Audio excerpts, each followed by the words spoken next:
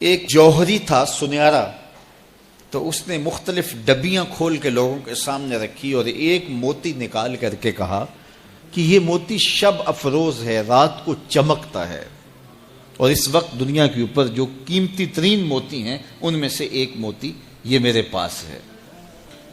خیر اس نے اپنا سامان سمیٹا تو اس مجلس میں ایک چور بھی بیٹھا ہوا تھا، اس کے دل میں لالچ آ گئی، تو اس نے اس جوہری سے کہا کہ جناب کہاں کے ارادے ہیں؟ تو اس نے کہا کہ میں بمبئی جا رہا ہوں۔ اس نے کہا واہ واہ کیا اچھا ہوا، میں بھی تو بمبئی جا رہا ہوں، تو چلو اکٹھا سفر ہوگا۔ وہ جوہری سمجھ گیا اس کی نیت کے کھوٹ کو کہ یہ میرا ہم سفر تو نہیں ہے، اس کا دل آ گیا ہے اس موتی پہ اور مجھ سے ہر صورت یہ موتی چرانا چاہتا ہے۔ لیکن وہ بھی بڑا سمجھدار تھا، اس نے کہا آ جائیے کوئی بات نہیں۔ سفر چلتا رہا، رات ہوئی، جب سامان اتارا اور سونے کی تیاری کی تو وہ جو اس نیت سے ساتھ ہم سفر بنا تھا اس نے بھی اپنی قمیض اتار کے لٹکا دی، اور اس جوہری نے بھی۔ اس جوہری نے یوں کیا کہ نظر بچا کے وہ ڈبیا قیمتی موتی والی نکال کر کے اس کی جیب میں ڈال دی اور خود بے فکر ہو کے سو گیا۔ جب یہ خراٹے لینے لگا تو چور اٹھا، اس کا سامان ٹٹولا، اس کی جیبیں دیکھیں، سارا دیکھتا رہا۔ خیر دن چڑھ گیا، جوہری اٹھا، اس نے نظر بچا کر کے اس کی جیب میں ہاتھ ڈال کر کے وہ موتی اپنی جیب میں ڈال لیا۔ صبح جب ناشتے پہ بیٹھے تو اس چور نے باتوں ہی باتوں میں بات کی، وہ آپ کے موتی کی چمک شمک نظر نہیں آئی رات کو؟ تو وہ ہنس کے کہنے لگا نہیں میرے پاس ہی تو تھا، وہ جیب سے نکال کے سامنے رکھ دیا۔ دل ہی دل میں بڑا حیرت زدہ ہوا، میں نے تو سارا ٹٹولا، یہ اگر کہیں تھا تو مجھے کیوں نہیں ملا؟ چلو آج سے ہی۔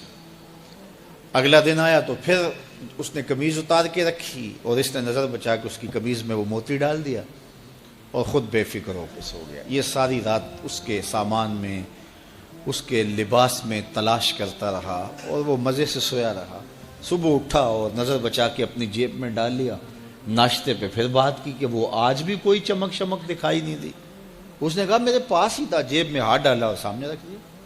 بڑا حیرت زدہ ہوا، دل ہی دل میں سوچا چلو کل صحیح۔ اس نے پھر ایسے کیا اور یہ ساری رات اس کا سامان ٹولتا رہا پوری تفصیل کے ساتھ۔ خیر جب صبح ہوئی تو اس نے پھر نظر بچا کے اپنی جیب میں وہ موتی رکھ لیا تھا۔ تو اس نے پوچھا وہ رات والا موتی آپ کا نظر نہیں آیا جس کو آپ کہتے تھے چمکتا ہے؟ کہا وہ ڈبیا میں رکھا ہے اس لیے چمک دکھائی نہیں دی، تھا تو میرے پاس ہی، اور جیب میں ہاتھ ڈالا اور سامنے رکھ دیا۔ یہ سر پکڑ کے بیٹھ گیا، میں روز اس کی جیب ٹٹولتا ہوں، سامان بھی دیکھتا ہوں، یہ رکھتا کہاں ہے؟ میں نے تو کوئی جگہ نہیں چھوڑی۔ اس نے کہا سچ بتاؤں میں تیرا ہم سفر نہیں تھا، میں چور تھا، میں تم کو بتا رہا ہوں۔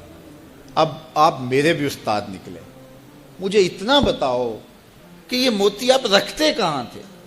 میں ساری رات ٹٹولتا رہا اور 3 دن ہو گئے مجھے، میں نے کوئی گوشہ نہیں چھوڑا، آپ کا سامان کھول کھول کے دیکھا ہے، آپ کا لباس الٹ پلٹ کے دیکھا، لیکن مجھے ملا ہی نہیں، یہ رکھتے کہاں تھے؟ مجھے یہ تو بتاؤ۔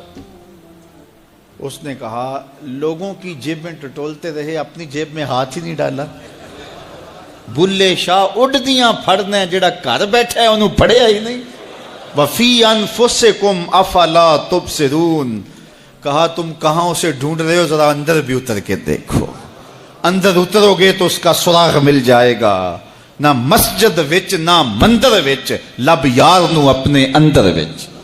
جب اپنے اندر اترو گے تو پھر سراغ زندگی نصیب ہو جائے گا، عرفان ذات ہوگا تو پھر عرفان الہی نصیب ہوگا۔ لیکن ہم دائیں بائیں ڈھونڈنے نکلے لیکن اپنے اندر اتر کے نہ دیکھا، تو سراغ زندگی ملتا ہی تب ہے جب اس کی چوکھٹ پہ جھکنا بندہ سیکھ جاتا۔